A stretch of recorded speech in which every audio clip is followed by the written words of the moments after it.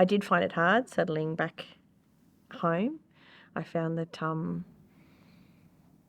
it was just, I felt like I just needed to jump back in and get on with things, but probably didn't recognise in myself that I needed a bit of time and probably a bit more support than I recognised in myself that I needed at the time. And, hindsight's a great thing. But jumped into a different role when I got home, so it was interesting. I was doing a bit more public relations around F111s. We were doing reseal, deseal inquiry at the time, and we had some big exercises coming up. So I sort of settled in and really relied on my friends and family at the time, and just sort of put it all aside, I think. So when I first got back, I was still working in F111s with 82 Wing and Strike Reconnaissance Group. So that was the wing responsible for 1 and 6 Squadron with F111s at the time. And back then it was Strike Reconnaissance Group, which eventually became Air Combat Group. So it was a really interesting time, sort of coming back to Amberley. And then from there, I ended up going down to Information Operations Squadron in Canberra.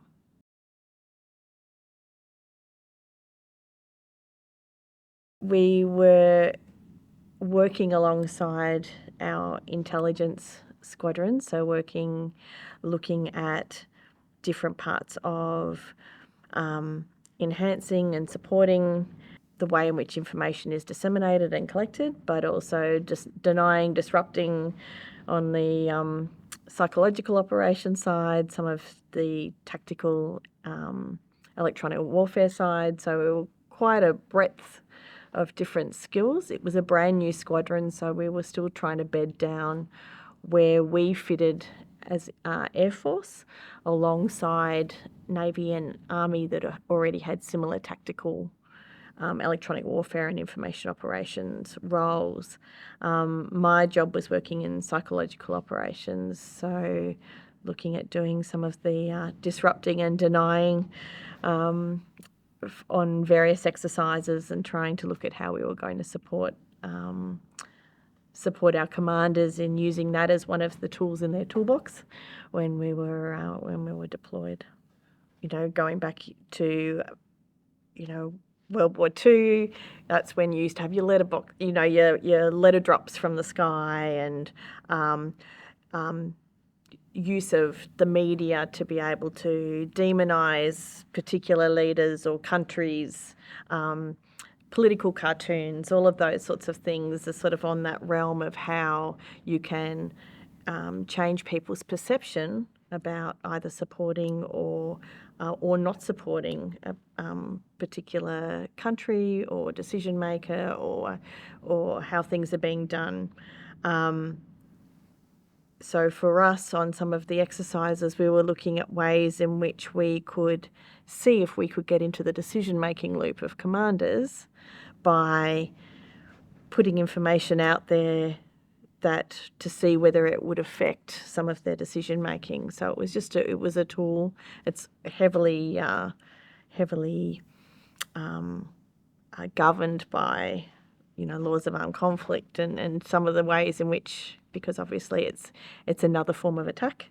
So it was really making sure that what we were doing and the ways we were doing it was working for the Red Force side, and then on the Blue Force side, making sure that we were getting popular support for decisions that were being done, making sure that we were presenting the right sort of stories about what we were doing to build and enhance and support whatever the particular exercise was as well, whether it was building a hospital or a road or using some of those examples from real operations that we've been on, and making sure we were getting that out there. So we were building support to see if we could, put out there information about where we were located, whether we were or weren't, how strong we were as a force. It's really about still being able to have that element of surprise from our perspective, from our force side, and making sure that, we were keeping them on their toes and not being predictable, not continuing normal patterns. So it was really trying to help, disrupt the flow and not seem to be doing the same thing that we've always done, or putting out information that we were going to be somewhere else, in a real deceptive way, and that old story of, flanking around the back kind of attitude of, how we were doing something. So mine was a pretty unique little role in there. There were lots of parts of that squadron in how they worked and supported Air Force, but that was my area, and it was more for forces. So, trying to maybe discredit the decision-making abilities of their own command. It was more, not so much from our perspective, because we were very small, trying to, because there's the black and white and there's the grey. So the grey is sort of on the enemy side, but then information operations, you would make sure that, say, your public affairs arm or your public relations arm is working in really closely with operational decision making to make sure things weren't getting out there that was going to give away what we were doing. So, some of it was it was more about having a collegiate sort of approach as opposed to a stovepipe approach, making sure that, we were all working together to support our commanders' decision making and operational integrity, and not release things that, that we didn't need out there straight away, or to protect not only the mission but to protect our people. But it was just to see what we could do, how we could affect. So it was still a very trial capability, but it was nice to be part of the beginning of that particular squadron.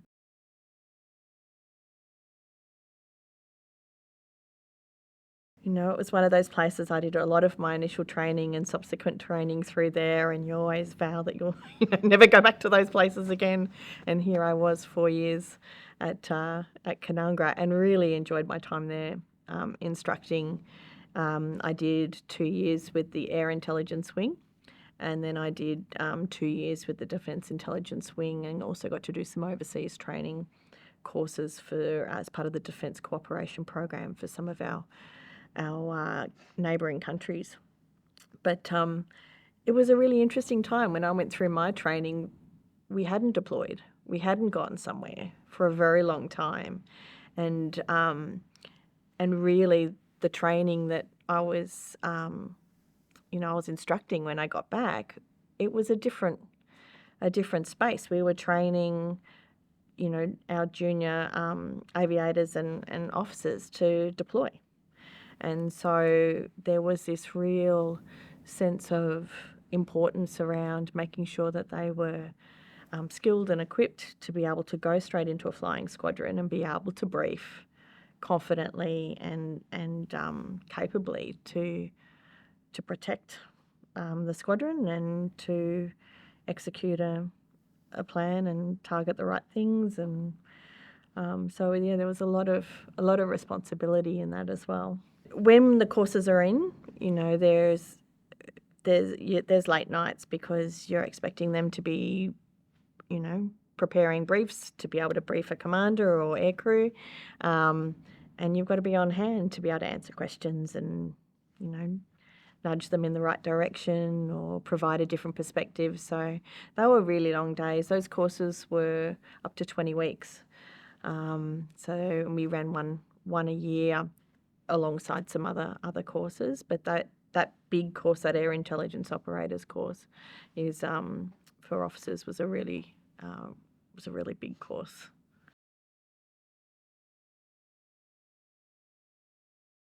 A lot of the staff that work there, a lot live down on the Gold Coast. So, but because of where the base is, it has a very strong sort of live-in presence of students when they're there, and because it is a training base, you do start making your own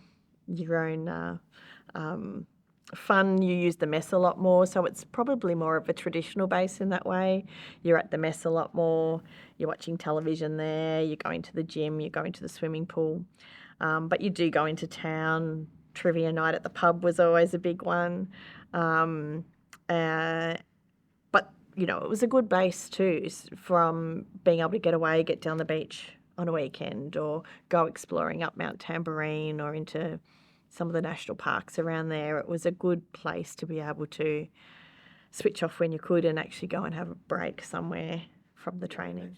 I was there for quite some time. The Defence Intelligence Wing courses that I did, it was sort of some basic analysis courses. So I got to teach foreign students that came in, but I also got to go to Malaysia, Thailand and Philippines teaching those courses, which was pretty interesting to their forces, and sort of managed that through language barriers at times and had translators and just came up with some different ways of thinking and analysing information.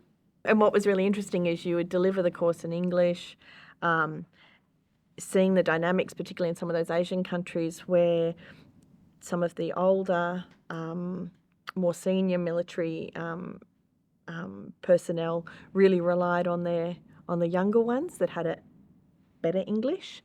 So that was a real dynamic change for them as well. And then when they went and did all of their group work or discussing of exercises, sometimes that was in their own language. And so we weren't able to go around and really work out what they were doing apart from what we could see they were, putting up on the board or something. So it was really interesting then sometimes to see their approach and how they would solve some of the problems and case studies that we gave them. So it was interesting. We did one particular course in Malaysia and it was just Army and just male serving members. A lot of the younger officers wouldn't question, your lieutenant colonels in the room.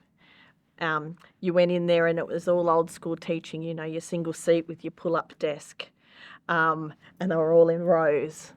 And the first thing we would do is get them to sit and, form little groups. Well, by the end of the course, they were all talking and sharing ideas, and you could really see that the more junior officers were willing to speak up and say, hey, how about this as an idea? And you could also see that some of the more senior officers in the room were willing to listen, didn't necessarily take the opinions on board, but you could see that there was more interaction, which by the nature of just being able to have that group think on certain things, it does change the way in which you do your analysis, make your decisions. So from that perspective, we saw that as a very successful course. The Philippines was very interesting because we had customs in there too, and we had some civilian defence personnel in there as well.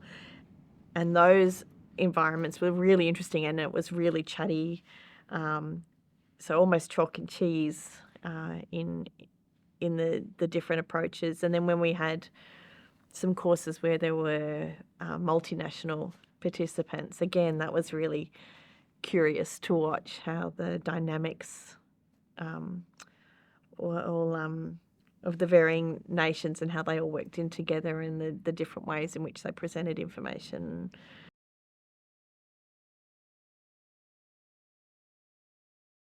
Because I'd had Zachary, my son, I hadn't been away yet. I hadn't deployed, so since East Timor.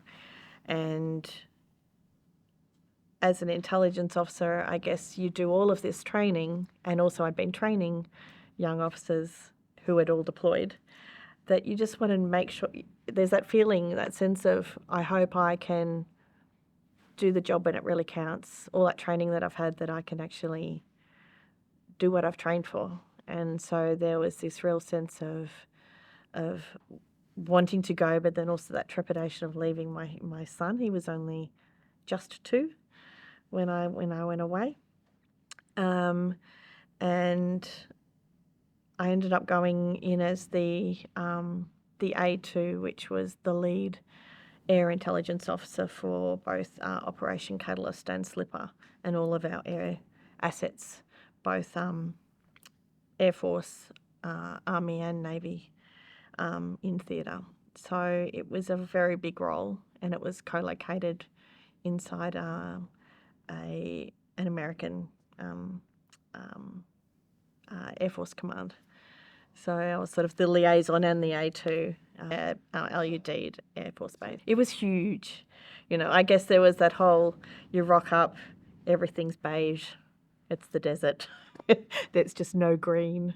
And just a sea of tents and just this amazing apron full of aircraft that are all sort of tetrised in to be able to be there.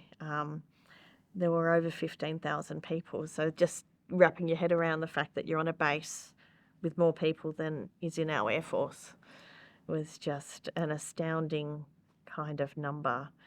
And then, jumping straight in and then providing product out to our air units and making sure we're giving them the best intelligence information we can for them to disseminate to their air crews that are going to be flying. Like, it was just, it was quite astounding. So we had, at the time there we had Hercs, P3 Orions. We had Army helicopters that came in and supported medical evacuation in Afghanistan, and we also had a radar head sitting at Kandahar in Afghanistan, and then some support to naval assets as well that had air assets on board. No, I was actually in a ATCO hut in a little room, which you could personalise a little bit. They were bunks initially. I managed to break the bunk down so at least it was a bed, and then moved the furniture around so I felt like I had a little bit of floor. Lots of, you'd put lots of pictures up, and you eventually go and buy sheets and a doona and all of those things to try and make it at least feel a little homey. Everything was always covered in a layer of dust. And yeah, the hours were long, so the amount of time you actually spent there was very minimal. We're working sort of 6 to 6.5 days a week, so.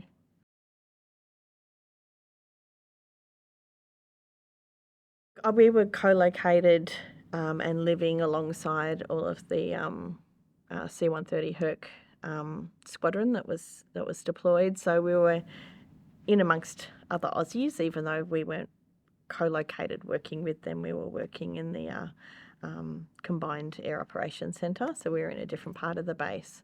But being with them, we were able to participate in some of their recreational things. There was always a themed party going on. I was there over Christmas, so we managed to throw a Christmas lunch, which was really nice.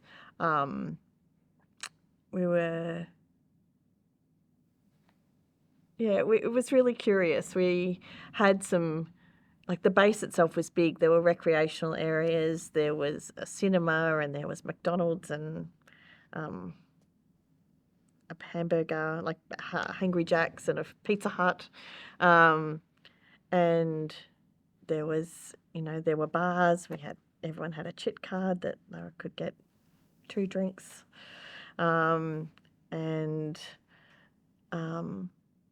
there was a swimming pool, which, everyone used to call Mantanistan, because there were all these guys that just used to go there to tan. And but it felt kind of normal in those moments where you could just sort of sit by water. Water and anything green was always a big draw card because it felt a little normal. But I also, within the American side, I worked for a team of intelligence officers that were all female, which was really unusual. So I worked for a lieutenant colonel who was there, A2, and she worked for a full colonel who was also female. So we would have some, she would throw a little dinner, and we'd do that once a fortnight with her and then some of the other Canadian and British girls as well. So that was always, I really looked forward to that. It was a chance to sort of switch off and just talk normal things. And then we were allowed off base sometimes, with approval. So to be able to wander around a shopping centre. And for me, that was probably one of my favourite things to do, because you would see families, Qatari families going shopping. I remember one day there was this really young couple, and they had their son with them, who probably would have been a similar age to my son. And I just remember him sitting in the trolley, leaning back for kisses from Dad. And of course, those big signs of affection weren't so public. And I was watching, and and they caught me watching. I sort of had to apologise. I said, "Oh, I miss my son. He's at home." And there were little moments like that where you just sort of, that made it all worthwhile, because otherwise the hours were long. The messes that we had, so many messes on base, and everyone had a different theme depending on the night. That's how you remembered what day of the week it was, because you'd have Southern Fried night or pizza night or some other weird Cajun-y Southern night where they had marshmallows in sweet potato and things that weren't so great. My favourite meal was always breakfast, because you could actually do oats and eggs, and you couldn't. They weren't all sugary. I found a lot of the food really sugary and salty. I was there for Thanksgiving, so I did get to see a Thanksgiving. We had Christmas, and as Australians, with inside the big Air Operations Centre, we used to put on morning tea, and we would always have Tim Tams, and that was a good currency with inside.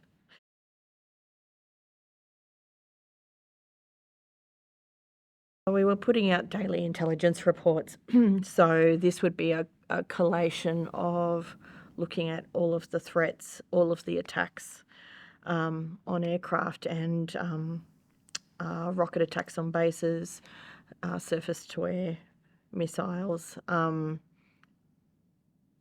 looking at, providing that collated amount of information, not just from our area of responsibility, but also looking at all of the provinces, pulling in our coalition information as well, and looking at it from Australian rules of engagement perspective. It was also so that our commanders could make some decisions around the amount of risk they were willing to accept, because some of the threats were high. We knew that there were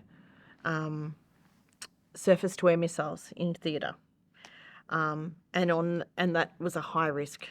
But then you would have to look at what would be the likelihood that they would use those, because they were so few, or they might not have been serviceable. And so through that, we were able to come up with some risk mitigation to be allowed to fly. Otherwise, if you just had the threat at high, then, we wouldn't let our aircraft off the ground. So there was a lot of responsibility on my perspective to make sure that the information we were providing was correct, that we were providing that possibility and likelihood information for risk mitigation, and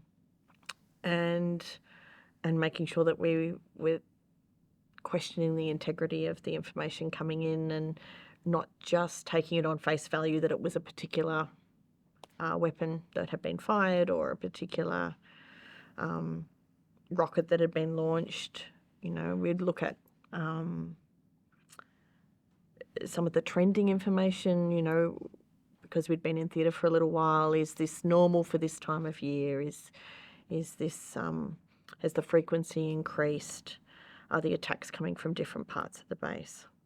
In addition to that, we were supporting the special operations guys on the ground too, making sure that they were getting the air targeting assets that they needed. We were co-located with targeting, and there were some big missions around that too, and making sure that we were providing the information that we needed from an Australian perspective. Again, we had different rules of engagement and laws of armed conflict information that we needed to verify that was a little different to some of our coalition partners. So again, another big area of responsibility around that too.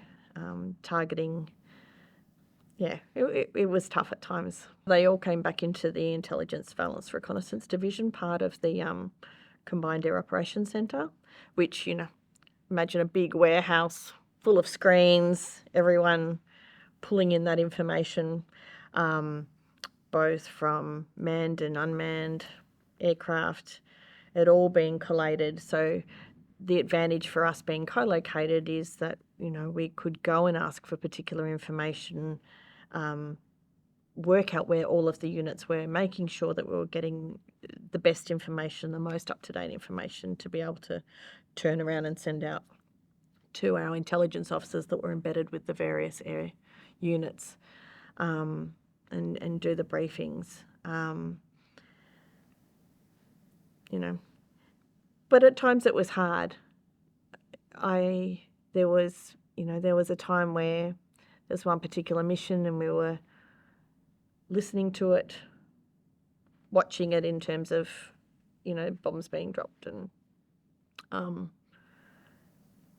then, this feeling that there was this big elated cheer when we dropped the bomb on a designated target, which is our job. The cheering part, I found a little difficult to, it wasn't very palatable, because at the same time for me, as a mum, it's somebody's son, it's somebody's dad, it's somebody's brother. He's doing what he thinks is the right thing to do. So there were times like that it was difficult as a girl inside that big organisation.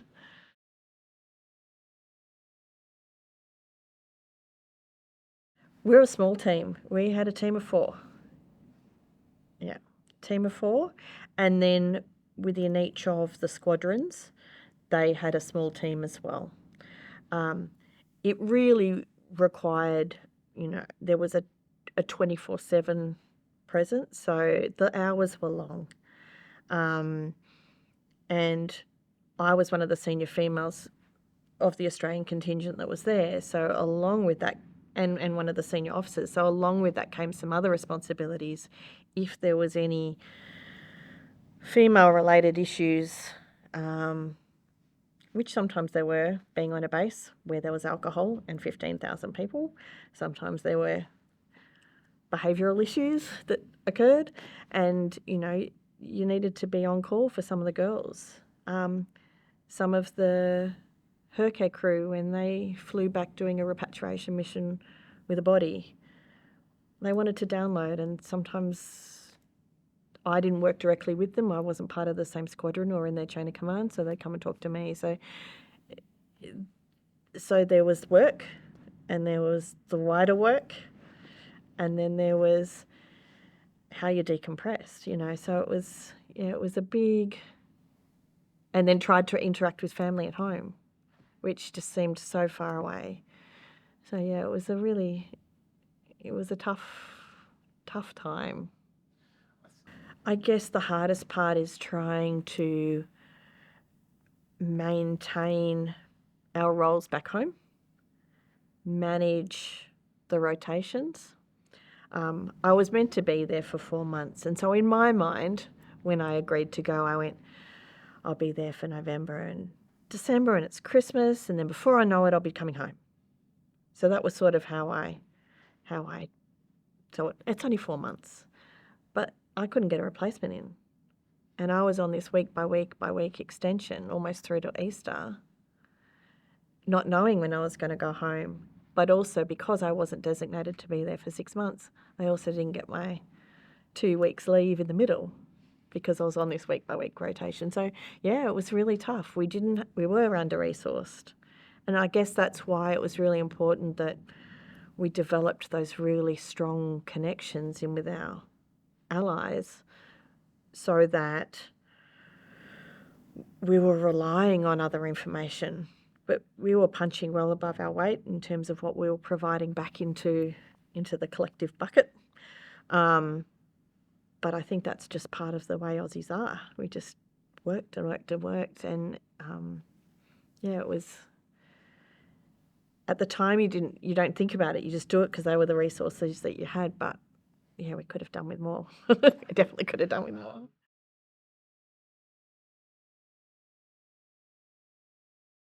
Yeah, so I went across to Kandahar to see my team over at the Radar Head, and also to have a better appreciation as to how we were best supporting them there. In the time that I was there, I think I was there for a week.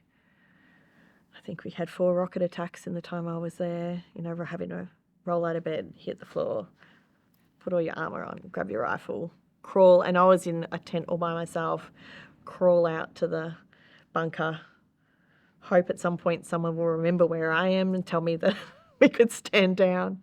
But those air raid signals that was definitely, it's a different feeling being over there versus where I had been. And I think too, there were times, just to return back to Al Udeid for a minute, there were times where, I felt people were really focused on what they were doing. So, for example, some of the aircraft squadron were just focused on getting the aircraft in the sky and recovering them, not really thinking about the mission. So their big thoughts were, when do we get to go into town, to go into the souks, to go shopping?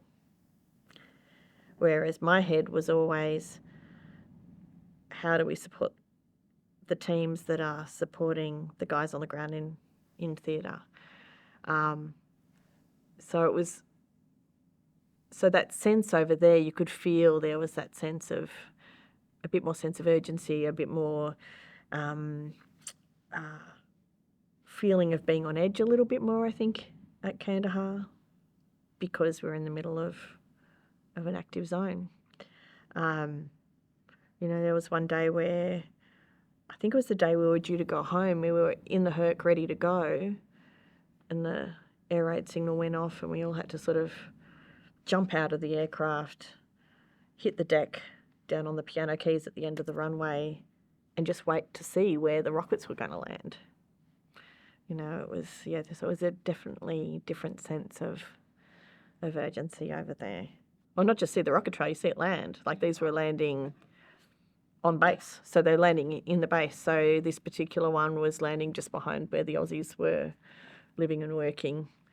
But I knew, because of my job, that where I was lying, there'd been a rocket attack there 2 weeks earlier, and the runway had been fixed.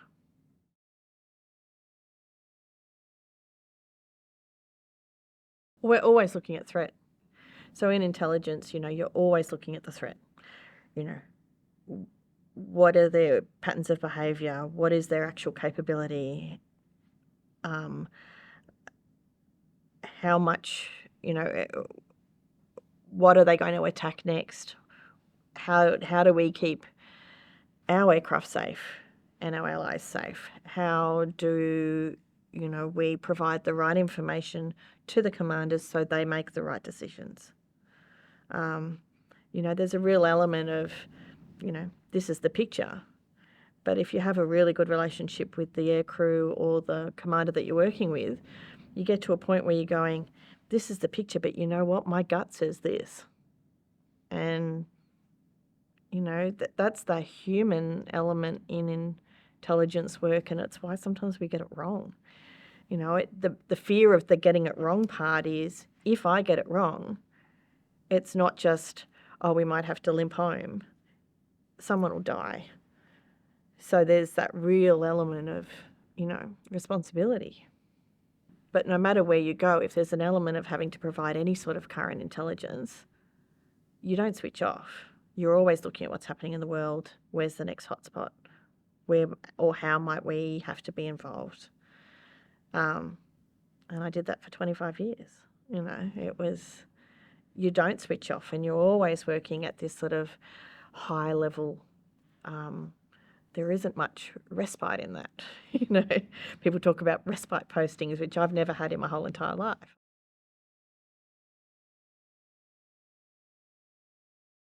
I got really sick, and I just think I was pushing my body. I was working long hours, and when I was in Afghanistan, in Kandahar, I picked up an awful pneumonia. There's some reporting around it being a super pneumonia because of, open burning of fecal pits and other chemicals and things that were located there. that flight, after we'd been out on the ground and came home, I went straight back to work, and I pulled I think I did 35, 40-hour shift to get some particular reporting out that we needed out. My team said to me, "Boss, you don't look great." And I was sort of turning green. I went home to my room and started hallucinating. I rang our nursing officer because our doctor was away. They took me straight to the American hospital. Well, I can't remember much more after that. None of the medications was able to bring my temperature down. I didn't know this, but my dad had received a phone call from the American doctor to say she might not make it. And I was in hospital for 2 weeks. So again, there was this not concern for my own health, but I'm letting my team down because I'm sick in hospital. I'm going to lose my edge because I'm not going to be on top of the latest information. I'm not useful right now, as opposed to I need to take time to get better. So there is that real element of having to be on all the time.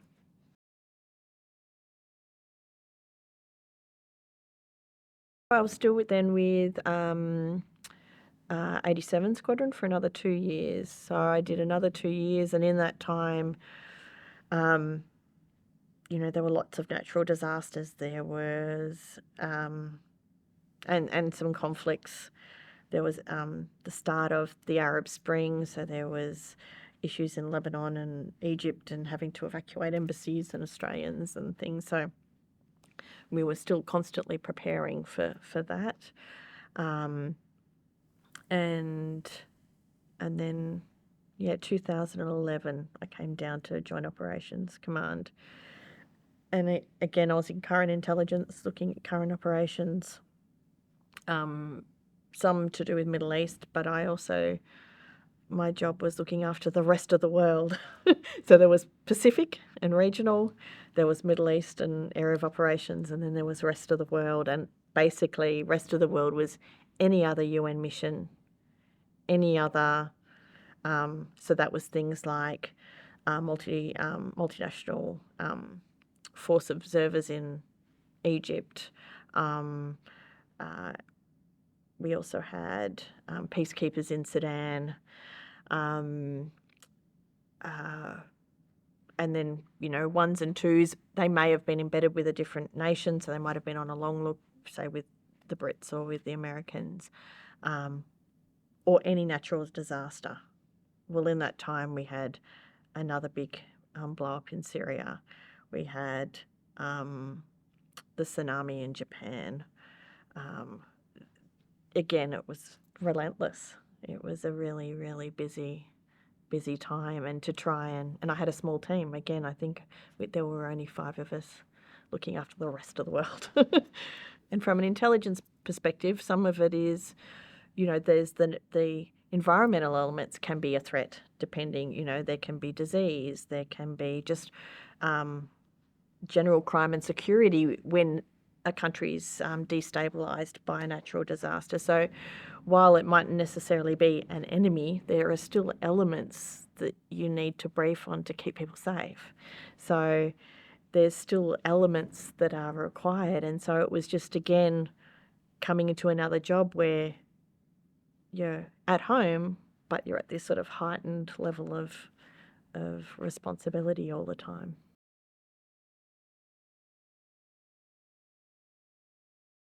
I've always been an avid snow skier ever since I was little, and was really quite excited about the fact that I could take some time off work and go and ski for Air Force. But it was a good break, as well as a good opportunity to do some networking and meet some other like-minded people, but from different parts of the Air Force. And so it was just another opportunity I found of being able to connect with the people that you're serving with.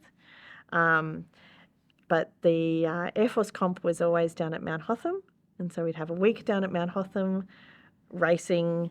We'd have the ski school instruct everybody, and then you'd race, and then the following week you'd meet up with Army and Navy, and you'd all race against each other. And that was normally at Perisher. And then there was the opportunity every few years to be able to go away with the ADF team if you were at that level, and that was generally to Europe, and you would race against some of the European forces, British Combined Forces, and Canadians, Americans. So I jumped on board with that very early in my career and was the RAF champion for a number of years, and was ADF champion for a number of years too. So, and got to go away once early on in my career. I got to go to Europe and ski for 6 weeks, which was quite amazing. I think I did okay. A lot of them they are mostly skiers that do a little bit of military service. Particularly, I think the Austrians and the French, because they've got national service. So a lot of them were Olympians and world champions that would do some military service on the side. Against the British forces, I beat a lot of the British girls. That was a good coup for me, and some of the British boys and our own boys. But gee, it was an amazing experience, and I guess it's one of the, the happy memories that I have, and some of the strong connections that I made through my time in the military. And it was great as my career went on, because you got to say, hey, like when I was deployed in the Middle East, some of the guys I'd skied with were the deck commanders that I was supporting. So you weren't just working with them professionally; you had a friendship, and you were able to work with them and build that rapport and integrity of and trust in a different way. So so that was really quite amazing. Sadly, as I progressed further in my career, I didn't get to go as often because the timing was never great.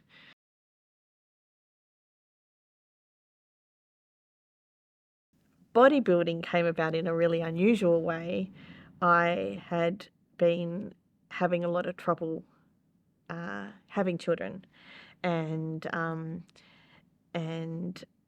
ended up needing medical assistance to do that. And I'd had some really awful losses, and just felt my whole body was letting me down. And so I jumped on board with sort of one of these 12-week challenges to try and focus on something else for a little bit. Well, then I did one, and then I did another one, and then I met some girls that sort of said, this is what we do. And I went, oh, but I couldn't do that. And they said, well, why not?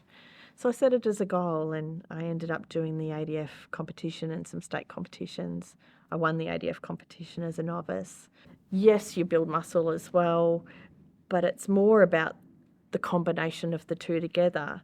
And then how you look on the day that you step onto the stage, actually, all the hard work's already been done. What happens that day, is neither here nor there, really. It's all of that culmination of hard work prior. And for me, it was a good 12 months of hard work, and and it was then within 2 months that I was successful so and the day that I left the Middle East, I got called over to the main theatre floor, which had massive screens, warehouse-sized screen. And as my farewell, they decided to put the picture up of me bodybuilding, but it's some of those funny things that have happened in the time that you just think, people value what you do, people respect what you do, people give you a hard time, and normally that's a pretty good indication that they thought you're a pretty decent person. So.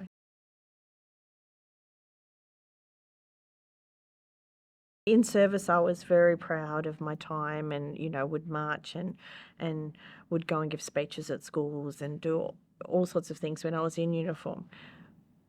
When I had left the service and that wasn't by my choice. I think there's so much focus on the end of a career when you're medically discharged on the things that were broken as opposed to the amazing achievements. And so I found it difficult to participate initially because I felt I was not deserving.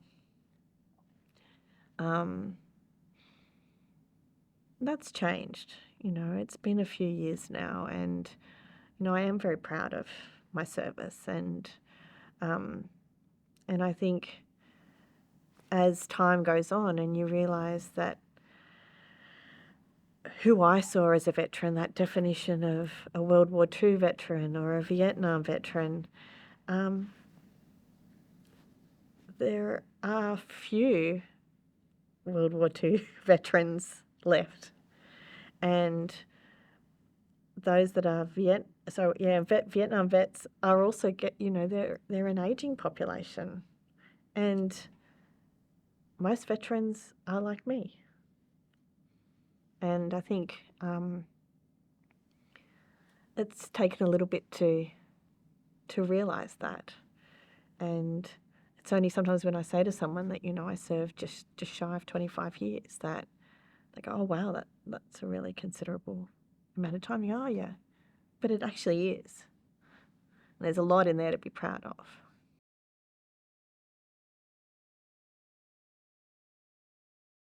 I certainly wouldn't have had the career that I had if it hadn't been for, firstly, the encouragement of my mum and dad and sort of a nod to my grandfather who'd been in the Air Force. I think that was really important too. Have a cousin serving in the Navy. And now there's some of the next generation that are starting to join, their kids, my cousin's kids starting to join. And so I know that they've looked up to us as in our service. So, I think it's important to be able to tell stories like this and keep history alive. We don't have the old letter writing and things that used to happen back from the trenches, and I think it's really important that we try and capture service beyond, what you end up taking on your iPhone, because it doesn't get shared in the same way. And I think it's important that I provide this so that my son has a better understanding of what I did, and grandchildren one day, I think that's really important that we capture this and remember. I think it's the remembering.